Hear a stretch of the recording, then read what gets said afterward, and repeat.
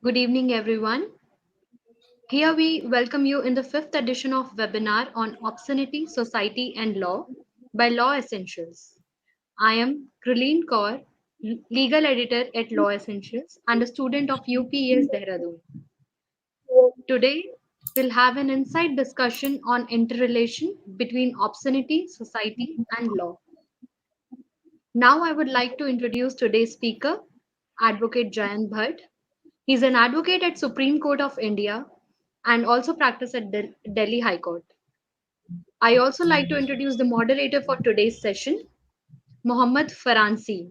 He is the founder at Law Essentials and a student of St. Joseph College of Law, Bengaluru. So here we come to the much awaited event. Over to you, Farhan.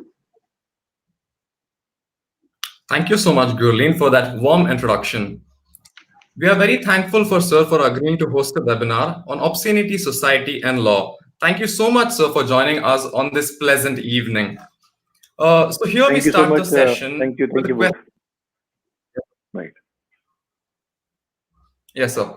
So here we start a session. So Yeah. I would like to ask, sir, since the word obscenity is not defined anywhere, what, according to you, can be termed as obscenity by a reasonable and a prudent person?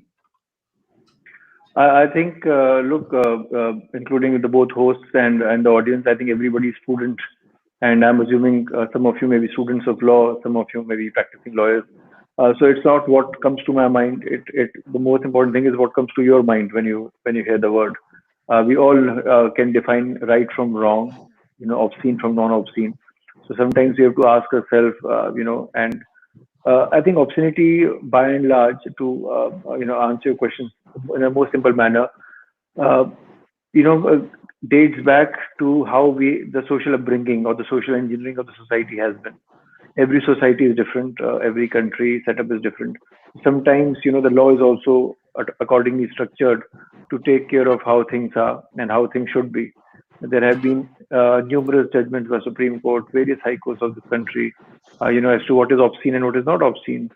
There have been times when courts have upheld cases which are outrightly obscene, and there have been instances, as we'll be going forward in the session, we'll be discussing, some of the cases, some of the incidents which must strike you. But to answer your question, what is obscene, I think is a societal sentiment. For example, uh, in we are all in an Indian society. I would not say it's conservative, but it is gradually getting to be a little more liberal with day and age. But there always remains a gap, as we call it, a generation gap between what I think, what you may think, and what my grandfather or my parents' generation may think. So I think it keeps varying from generation to generation. But by and large, I think it should appeal to the sensibility of society. It should not harm a group of people of society at large, and it should respect, I think, the basic essentials or the basic thread, which bind the society together. Thank you, sir. So moving on, the adults and adolescents have available to them a large number of classics, novels, stories, and pieces of literature which contains lustrous contents. What is your say on this, sir? Look, Paran, there are two, three things. One, I think you cannot fight nature. There's always a natural urge and inquisitiveness, especially when you are in your teenage. There are raging hormones, and it's very basic human nature to be inquisitive. You want to know of things. You want to explore new horizons, new vistas, not just of your own body, but of the body of any other relevant gender that may be out there. So, personally speaking, I don't find anything wrong with that. But having said that, there are laws which are laid down. Sometimes we have to be within the ambit of law. We have to respect what is there. So if a person is looking into a particular text or literature or an online website which may quench the thirst of curiosity, I think that's fine. But the law is also very clear, and we have different provisions under the Indian Penal Code, under IT Act, representation of Women's Act, so on and so forth, which depicts what is obscene, and where you should draw a line, and where there should be an absolute boundary. So when I say that, we must be very clear. And a person, I think, has an absolute liberty to quench that thirst that is striking the mind, especially when you're young. You want to, read a lot, explore a lot, and that's fine. But if you transmit something, either online or promote the sale of an object which may be outrightly obscene, which may not be approved by the society and by you know the general thought process of people at large, then I would think that would backfire, and for that you'll have to pay a very high cost. I'll give you an illustration. It goes back to I think my first or second year of law school, and this I'm telling you 2002 or 2003. The first MMS incident had taken place in India, the very infamous scandal of DPS school here in New Delhi, where I think the boyfriend had recorded the video and had made it viral. Now, in all fairness, it was a it was the conduct between the man and the woman had happened in private, but the way it was circulated and the way in which it became viral, at that point in time, drew a lot of attention. I think the woman, I was told, I don't know if it's true or not, had to leave the country to save her face and to avoid any fallout to the family, for the family to be not be targeted by the society. I don't know if the boy was investigated from the school or not. So those things happened. People out of and mobile phones are really very new at in 2002 2003. That camera phone had just come to the market. Not everybody used to have it. And I think what that boy had done had he had made a recording of a private act, and not just recorded, circulated it to his friends, and his friends and later circulated it to other people. So I think that act in itself may not have been obscene, but to invade somebody's privacy, to record it without somebody else's consent, to then circulate it, by tarnishing somebody's image, I think that is unlawful. That is very well defined and categorized in our laws. So I think if somebody is doing that act, then it's definitely punishable. You have to watch your steps. You have to be very aware, what you're doing. If you are keeping it to yourself, I don't think there is a harm. But if you are, by perpetuating an act which is harming the society at large, harming the sentiments of people who are targeted in your video, then I think it's entirely wrong, and the law has to take its course.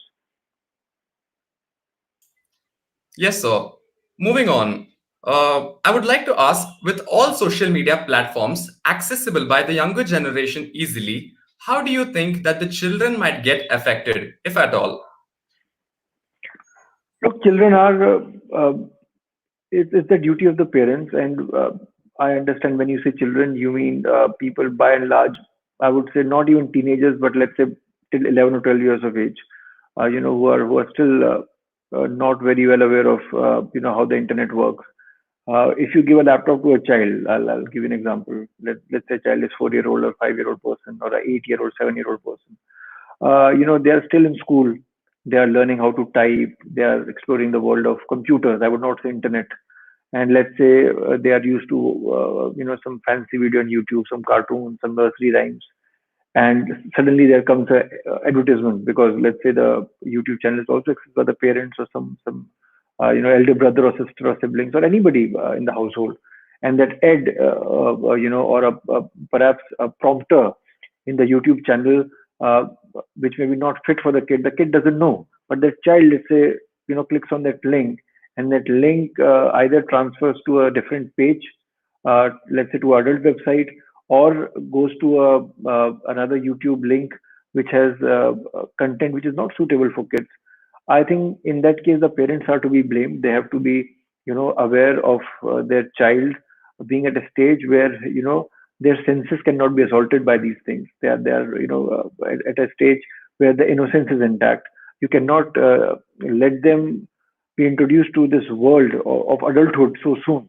Eventually everybody, and with technology, people are going to get to reach a stage of exploring all these content sooner than later. I think things which panned out 20 years down the line or 30 years down the line are no more there. I remember at least in the 80s and 90s, when I was growing up, when I was in my teenagers, things were different. The internet was unheard of. Computer had just come to the country. So I remember people, buying these adult magazines if they had to. But today, I don't think people go and to a book kiosk and buy adult magazines so much. They can just log on to a website and study. But to answer your question, how younger generation has to be protected, I think the thumb rule is the parents are responsible. They should be aware of what the law is. They should be aware how to protect their wards, how best to educate them and encourage them how to use internet.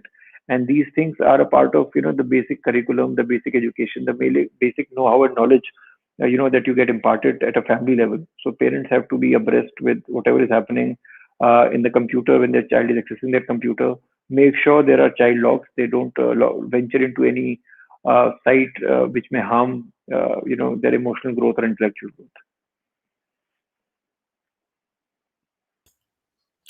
Moving on into the deeper aspects of law, I would like to ask whether the standard regulation of obscene content on different social media platforms and news agencies should be the same, or every media platform can have their own standards.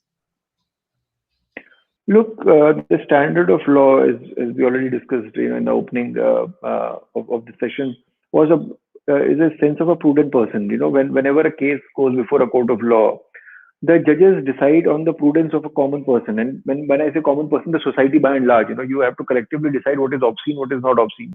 When we talk of OTTs, when we talk of news channels, when we talk of different websites, look, people are online now. It's more so in lockdown than they were ever. And we know what to watch. We don't know, and we definitely know what not to watch when we are sitting with family, right? I don't think anybody in a family setup would open an adult site and watch it. Number one. I don't think anybody in a family setup would put up a movie or a serial which has 18 plus content where things like, let's say, sexual assault is happening, domestic violence is happening. You would not watch those content with your family unless your children are grown up and you want to educate them that, look, these are also things that happen in society and you must be aware of these things. But things which are outrightly obscene, for example, there was a case, this organization called AIB, they call themselves All India Bakchos, is what they call them. And there was a court case against them where a lot of obscene content, a roast, I think, was taking place a few years ago, 4 5 years ago. And this case came to the court, and the court really held that this is obscenity. You cannot invite people, abuse them left, right, and center, use language which is I would say not immoral but unsocial, not socially accepted. You can't do that on a public platform. People are watching you. People may watch you for fun, for having a good time maybe. But if you're sitting with your family and things like these, when they are aired in a news channel, they really I think leave a very bad taste, not just to the viewer, to the audience, but it doesn't appeal to the sense of the society by and large. Even off late, I just 2 days ago I downloaded this TikTok app. I was very curious because I had heard a lot about TikTok and I did not know what it was. So and then I think we were to discuss this topic also. So I thought, let me just see what the who halla about the TikTok app is. And trust me, I sat on that app for 1 full hour. I was scrolling and trying to get my head around as to what the video content was. To my mind, Farhan, I would say 70% of the content to my mind was either irrelevant or obscene. Why obscene?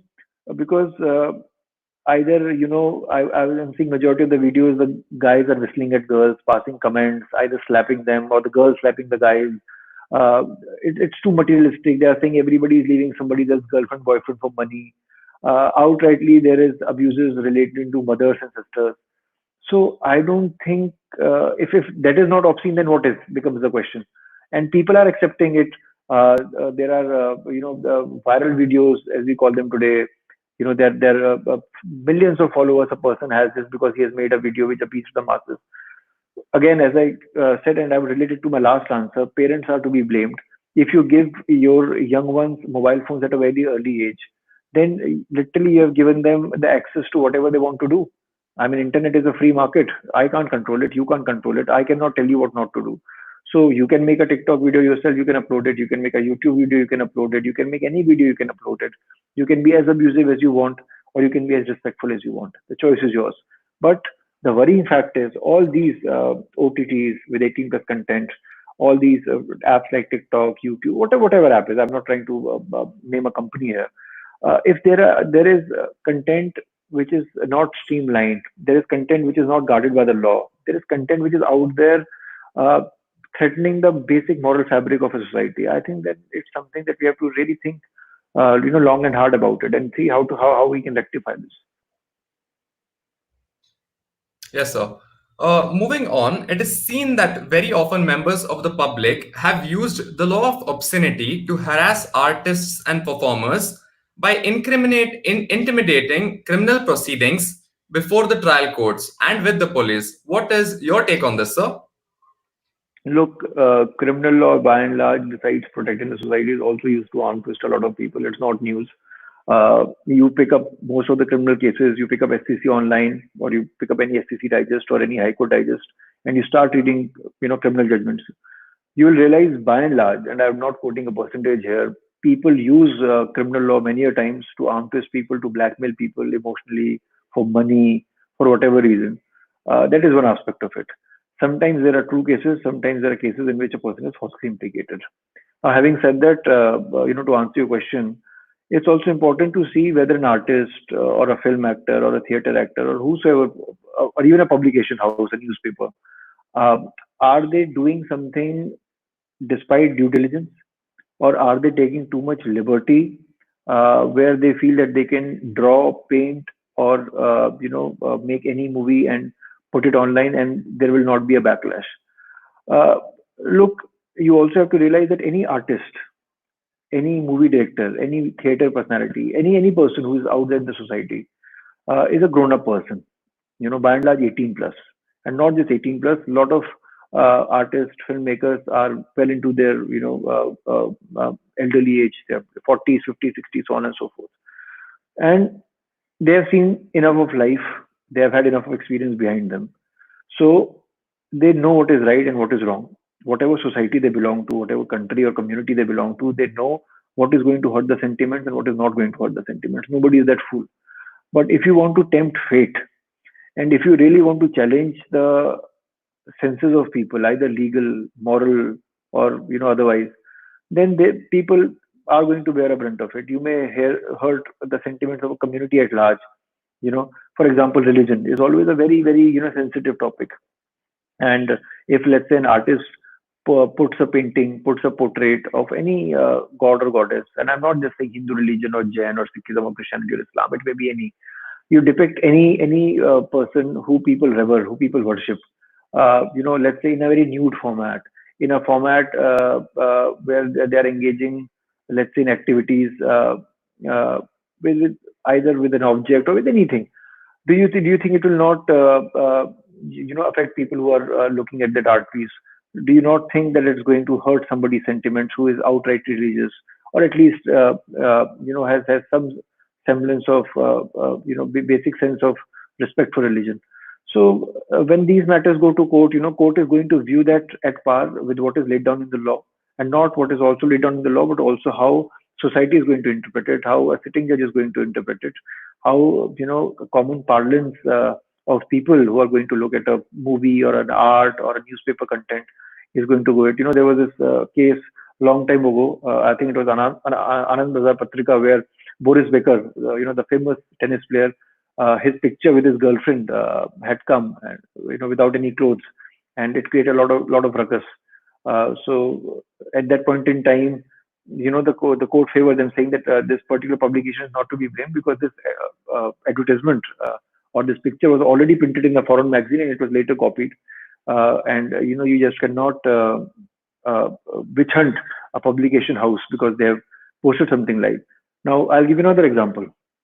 If you have seen the movie Bandit Queen, so in Bandit Queen, the actor Seema Biswas, I think Shekhar Kapoor was the director, and this case also came to, I think, Supreme Court. What had happened was, there's a scene where Seema Biswas, who has portrayed the role of Bandit Queen, is stripped naked, is humiliated by the people in a village, by the upper caste people, as it has been depicted in the movie, and was then paraded naked in front of the whole village. Now, when this case came before the court, the court decided that, look, it was an artistic take on an actual incident which had happened. There was nothing wrong in it because a woman actually underwent all this harassment, and this is the reason why she eventually became a bandit. So there was no sense of obscenity in this. It was a clear depiction on how art piece should be. So courts have taken stand, where even in a movie or even in a publication, as I just told you, they have categorically said, look, it's not obscene. And the definition of obscene is entirely different. As I just told you, if you watch a roasting event, if you watch, let's say, a adult site or a porn site, which may be obscene, to some extent. So you have to differentiate what is obscene and what is not obscene. I think that the categorization will keep changing as the society evolves, but you'll have to take the general sentiments of people into consideration when you decide that.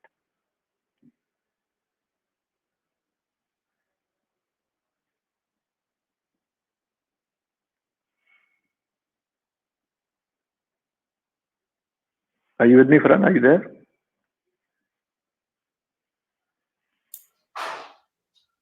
Yes, sir. Moving on, I would like to ask, how can the Indian judicial... Yes, sir. Yeah, I'm hearing you. Yeah.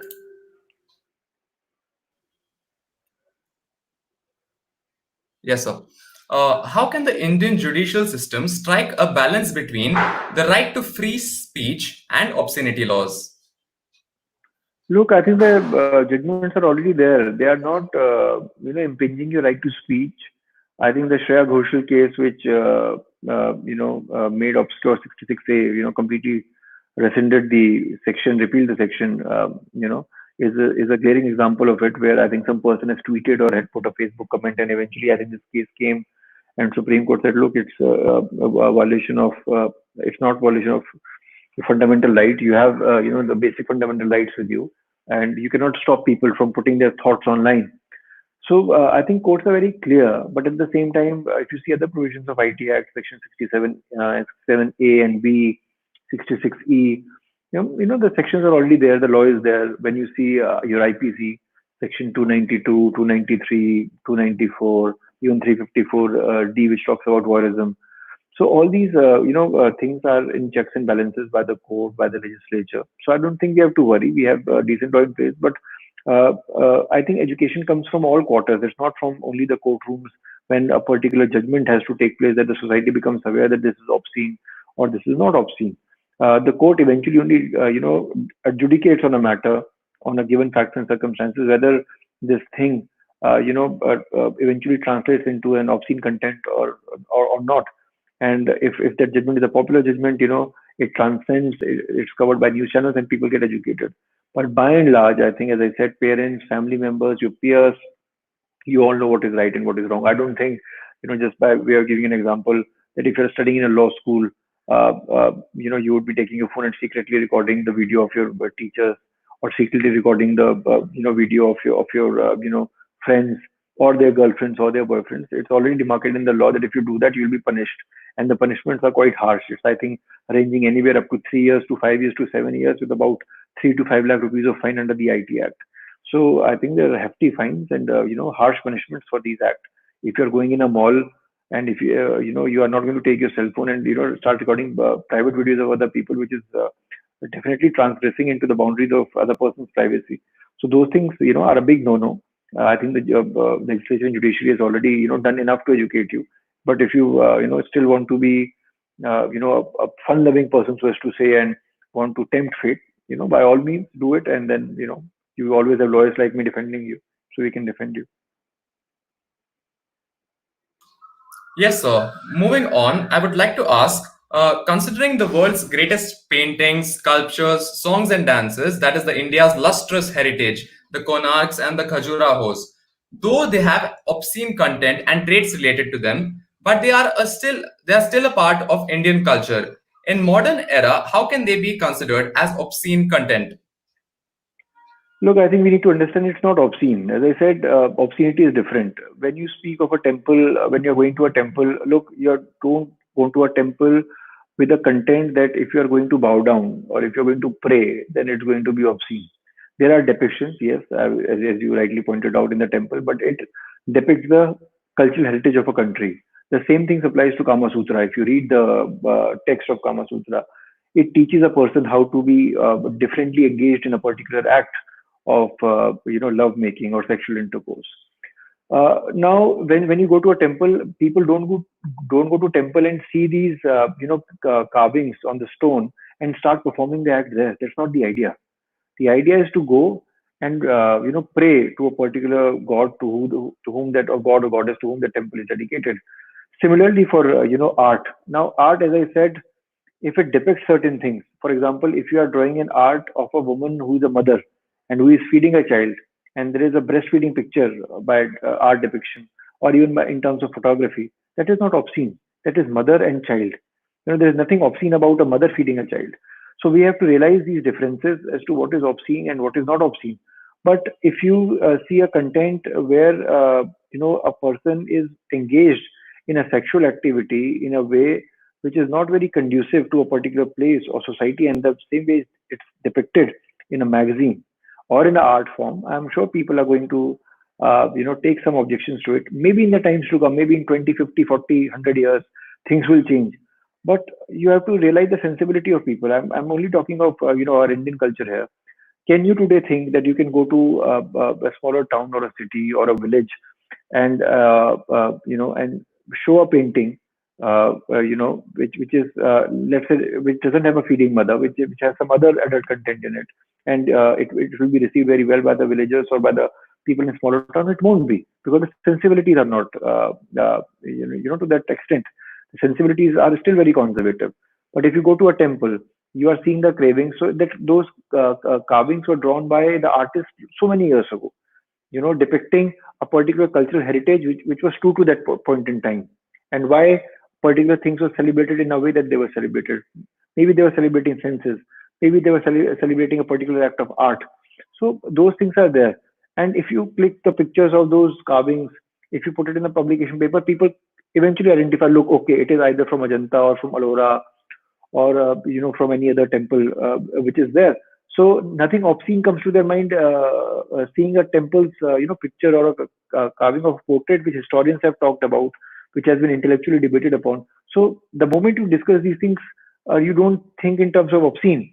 But when you think of a MMS where a girl has been recorded or a boy has been recorded, when you think of private videos being shot by people either by putting CCTVs in a changing room, or those things are outrightly obscene.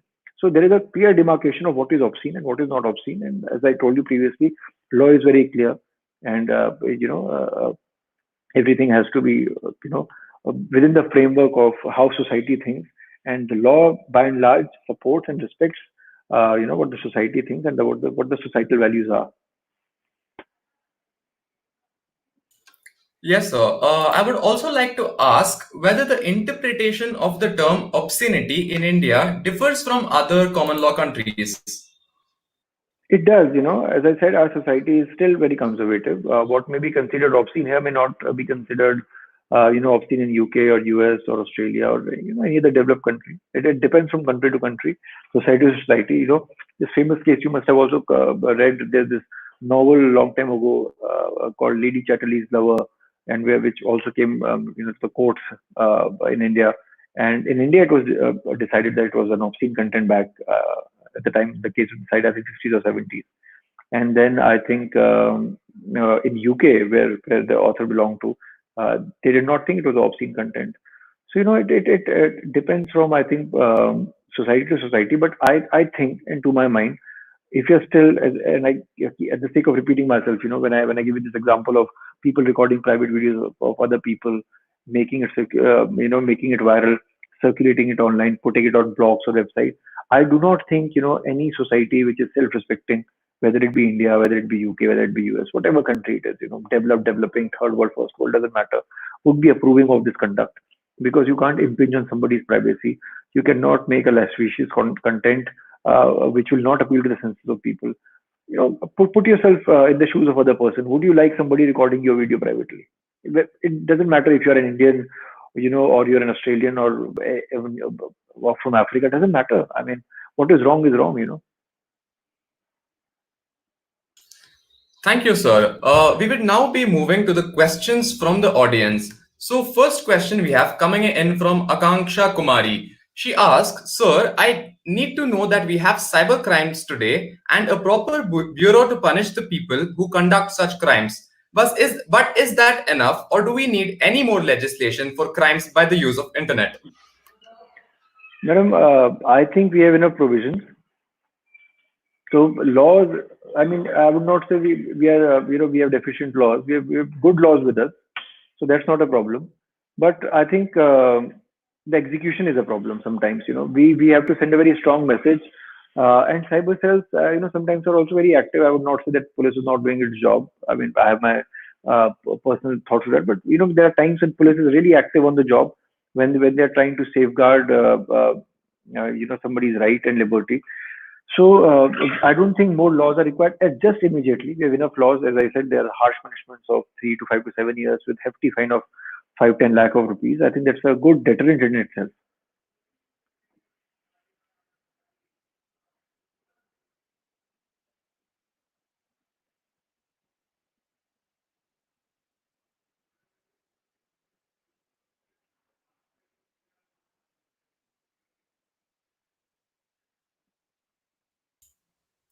So we have a question coming in from Yogendra Singh. He asks, "Sir, can you elaborate any one example towards obscenity content comparing between urban areas to rural areas?" Look, there is no comparison. I'll give you a basic example. TikTok video. Take any TikTok video. There may be content where four guys are standing whistling at a woman. You know. Now those four guys may be either standing in an urban area or a rural area. Doesn't make any heck of a difference to my mind. If you are not respecting women, if you are passing lewd remarks, if you are whistling, if you are harassing her, then whether it be a urban sensibility or rural sensibility, the law of the land is very clear that sexual harassment, harassment of women, stalking, voyeurism, and making such videos, uploading them will put you in trouble. So law is very clear, judgments are very clear. Please, let's not take a chance. We must respect our own citizens. We must respect women, irrespective of in this country. Otherwise, the respect has to be mutual.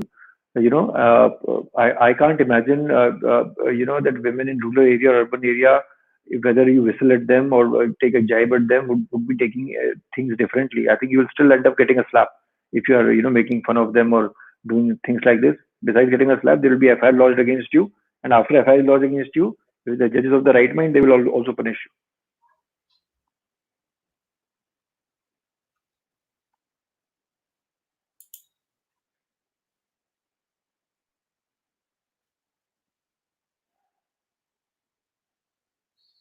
So I can see this question, So Anisha Farhan. Roy asks, Yeah. "The court explained the definition of obscenity is as per the societal values. So I Right. want to ask if it will also change as per the culture or a different society among different parts of India."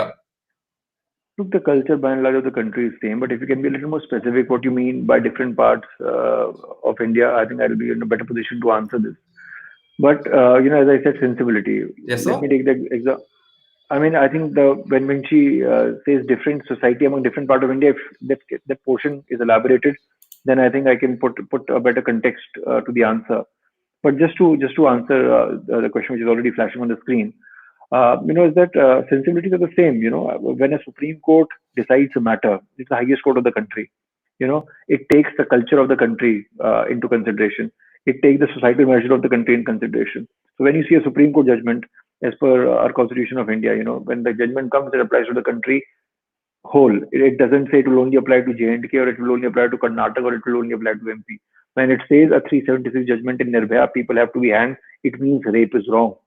When it says this thing is obscene, it means look, this thing is obscene across the country. When 66A is repealed, it means your fundamental rights are upheld across the country. So, I don't think we have to keep dividing the country. Then it's already divided. We have to unite it rather.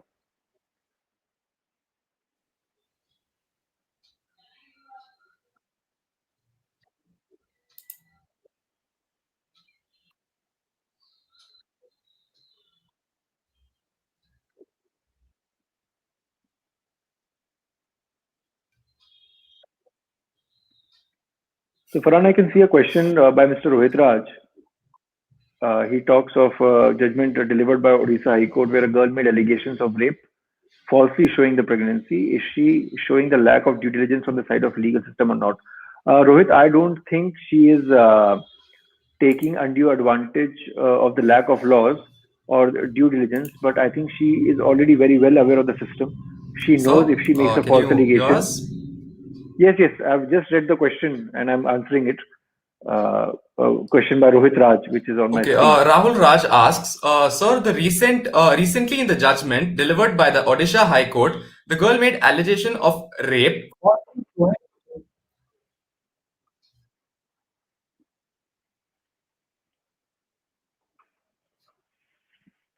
Farhan, I think your signal is breaking a little bit. I don't know if the audience can hear me. Is there a way they can indicate that if they can hear me, then I'll continue with the answer?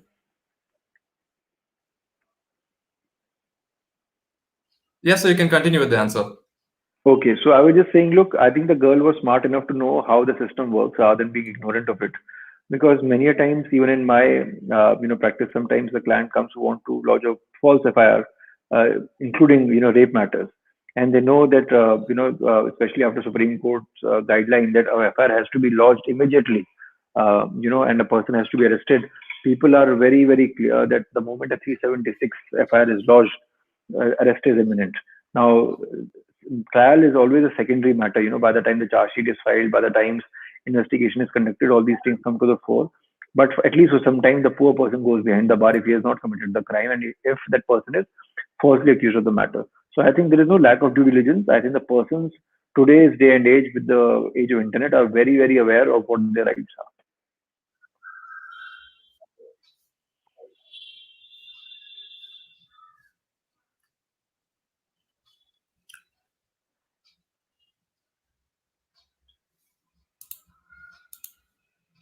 So there is another question, Farhan, that I can read on my screen Okay. by We one have a Mr. Singh question Sharma. from.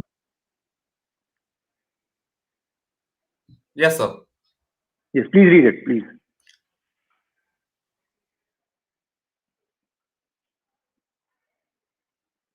Yeah. Work, and she.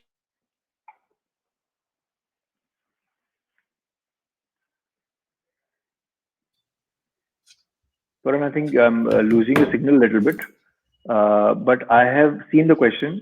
Maybe I'll just respond because I've read the question. I'll read it for the audience also. I'll read it for them. We know about the Manav who committed suicide because of fake allegations by the work, and she planned and commit the chat of rape of herself. Can you please explain how the legislature works on it? Look, madam, if somebody has committed suicide, and if it transpires either in a suicide letter or during the course of investigation that this person had falsely and falsificated evidence which were fabricated like chats and other things, then out and out you can put them under 302 murder charge. You don't have to commit murder by a gun and bullet only. If you pressurize a person so that they drive themselves to suicide, so out and out you can just say murder charge, culpable homicide, not amounting to murder. Sections depending on the police investigation can be lodged against that person entirely. We have enough laws.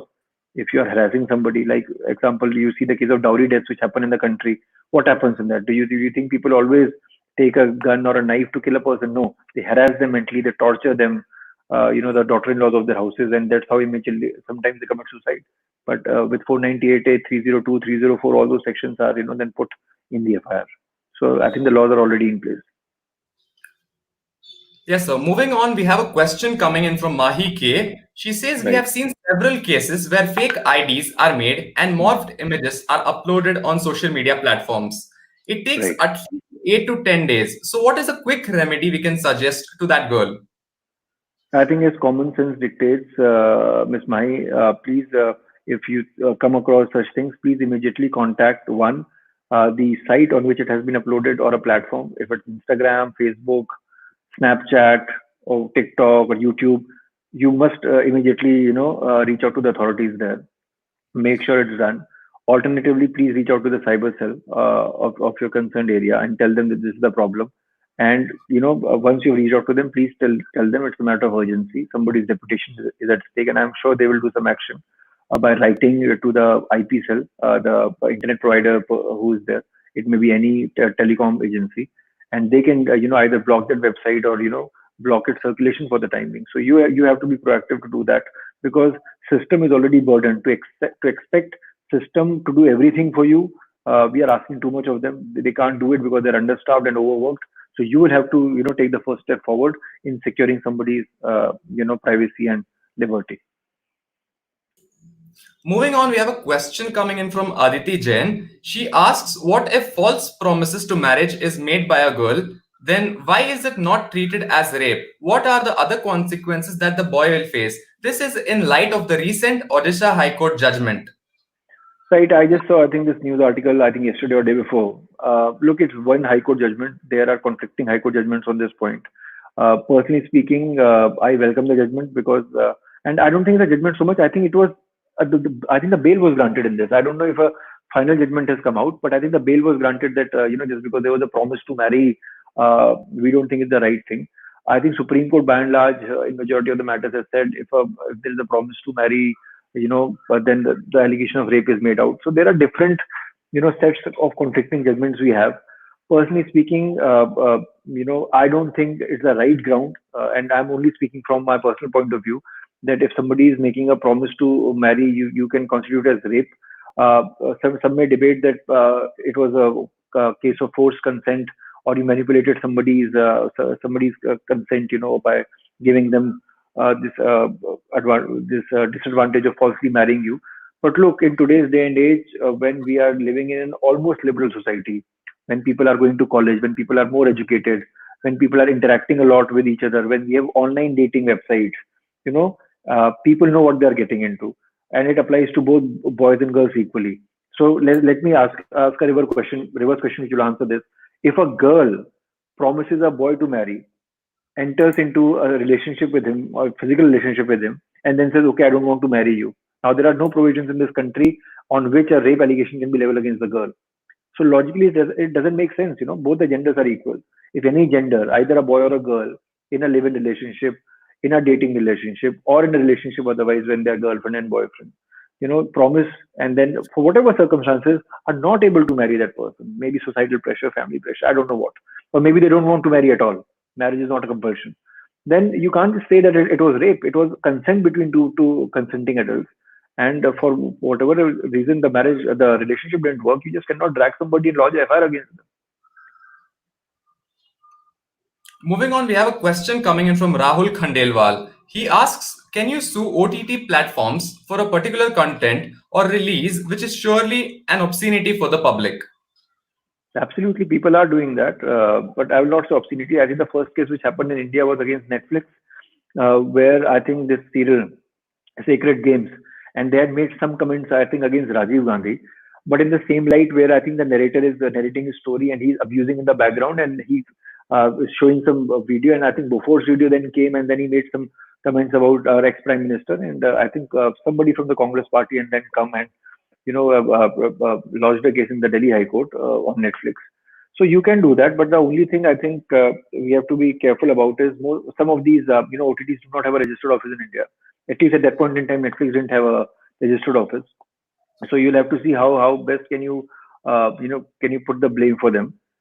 You have to find a regulation, and by you I mean the parliamentarians and the legislatures, to make sure that companies who are not registered and companies now which are working online, how do you bring them within the ambit of Indian law? Because when you speak of criminal law, when you speak of punishment, you have to hold a person accountable, and you have to ascertain how you hold them accountable and how to bring them physically to this country to face a trial. Now, if let's say Netflix is operating out of either Seychelles or Singapore or US or British Virgin Islands, let's just say, assuming, then how will you take a person? How will you conduct a trial? How will you arrest them? How will you make sure that those contents are not floated? So it's not a right thing to go after the actors who have acted in that particular drama, because they are doing it either for creative content or for perhaps making money or for whatever reason, I don't know. But then they can at least help you in giving you a lead as to where they signed a contract, how it transpired and all those things. So the chain of investigation has to be complete. But I think we still need a stronger laws in making the online platforms accountable. It's a very good question, actually.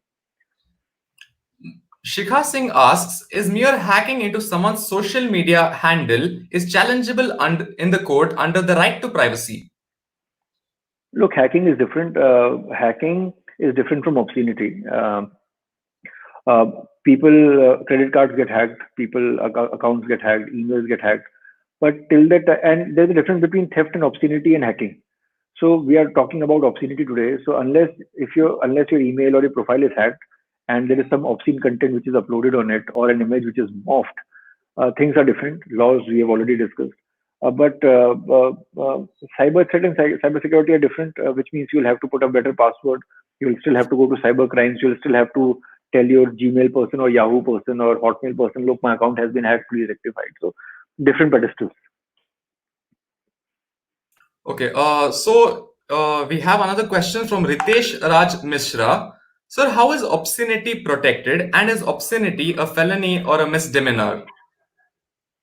How is obscenity protected? Yes, sir. Well, as I said, if you are doing something obscene, it's not protected, my dear friend. Uh, there are laws to punish obscenity, not to protect it. And as we have been discussing for the past 45 minutes, I think we have gone quite in depth to understand what obscenity is, what is obscene, what is not obscene. My only request is please do not put something which is obscene. Please don't put yourself in trouble because there is no recourse. The only recourse is have a criminal lawyer on your speed dial. Make sure you are protected. Make sure your bail is arranged, and make sure your parents are informed well in advance that you have done something like this, and you'll have to be secured a bail. Especially in Corona times, it's easier to get a bail than it was before. So, but my appeal would be please do not put obscene contents because it may eventually, hurt your academic record or other things going forward.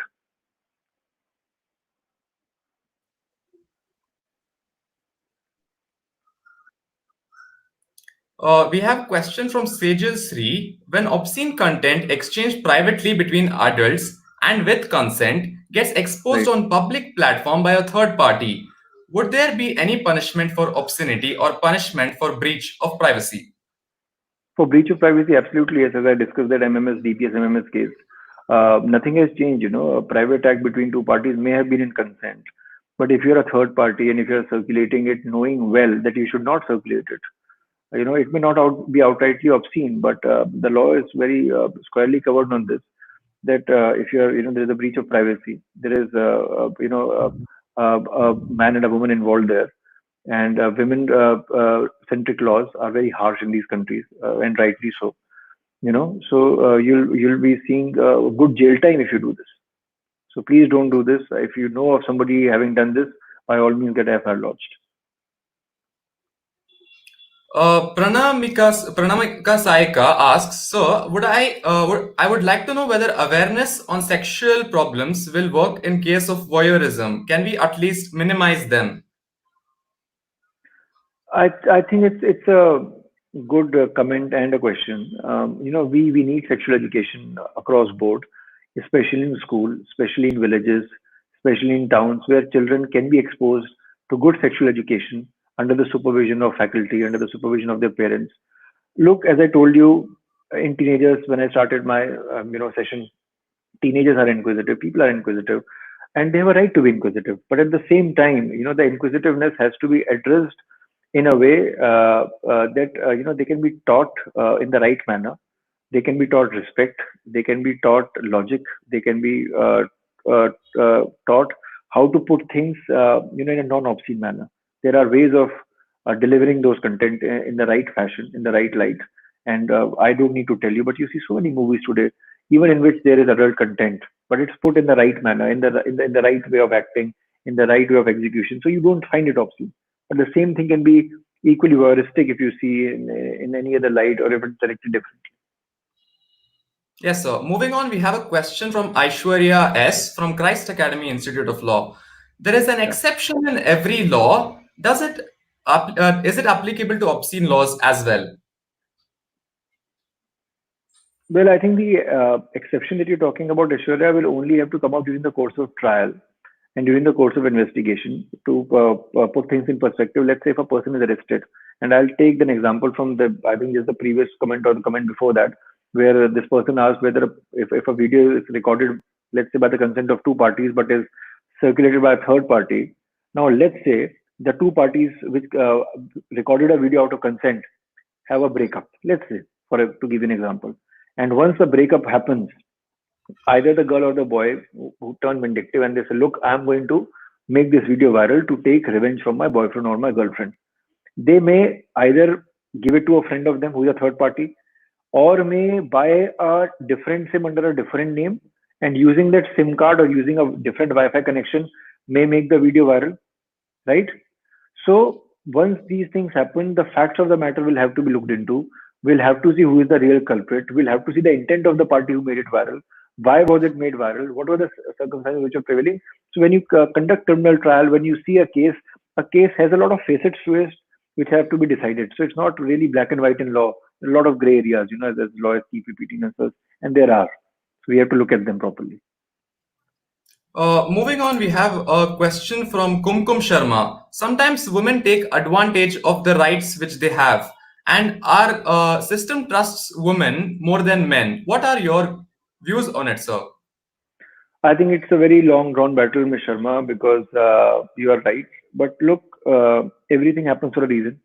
Historically, women have been deprived of their rights, and that's why today, when we have laws which I would say are patently and blatantly lopsided for women, and hardly very, very few or almost negligible laws for men, they are facing the music. Even the good ones are facing the music. People who have not committed any crime are falsely implicated. But change is constant. If not today, maybe 5, 10 years down the line, these laws are going to either get repealed or amended. In the time to come, there may be laws which will be male centric also, which may be perhaps gender neutral also. I would not even say make it male centric, female centric, make it gender neutral, because a crime is a crime irrespective. We have to look at it like that. And at the same time, we have to sensitize and educate our society that please do not blindly believe in a viral video, in a viral news, in a viral allegation, because what they end up doing is actually, they do more loss than good to to a person's emotional and personal and professional life, which you don't realize. So moving on, we have a question from Mahi K. She asks, are anonymous complaints entertained in the cyber cell? She says that she has heard anonymous complaints are not taken seriously, but in our society where all the girls are very hesitant to reveal their identity in cases of these obscenity.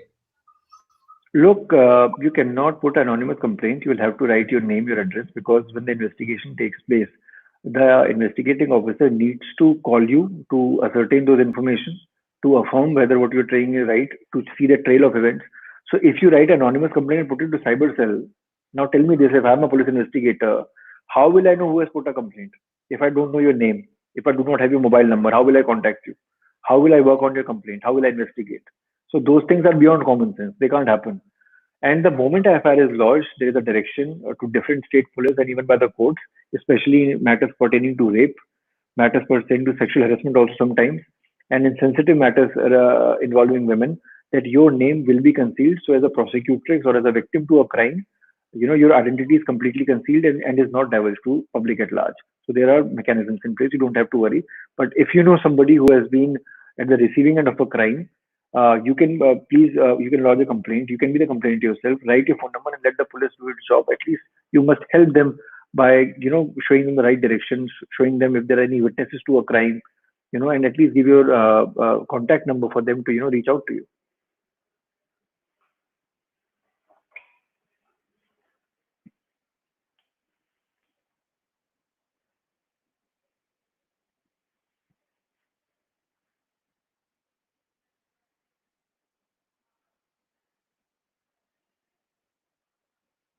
So I think I can read a question by Ms. Akanksha Kumari, which says, "Sir, what about people who are in a live-in relationship and once they get separated, they start blackmailing each other, and can they have a difference?" Absolutely, madam. Blackmail is a crime. It's defined under IPC. So you don't have to worry. Extortion, blackmail, all these harassment, criminal intimidation, and if defamation, all these come together. Even if you're a live-in partner, the law does not give you liberty to blackmail the other person or extort money out of them just because you have a fallout of a relationship. So things are in place. If you can prove your case and if you have a genuine complaint, FIR will be lodged and investigation will take place thereafter.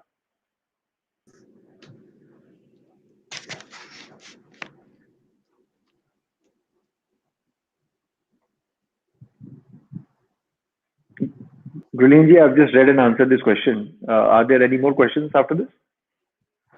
No, I don't think so. There are more questions. Thank you for answering the relevant questions which are being asked by the audience.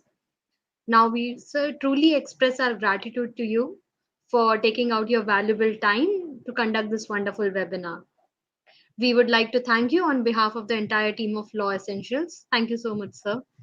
Thank you so much, ma'am, and all the best to Team Law Essentials. I think you've done a wonderful job by spreading awareness to people, and I think this is one of the pertinent topics, not just for the youth, but also to society at large. And I just hope, to everyone who was attending, I don't know how many people are in attendance today, but to anybody who is attending, please spread the word.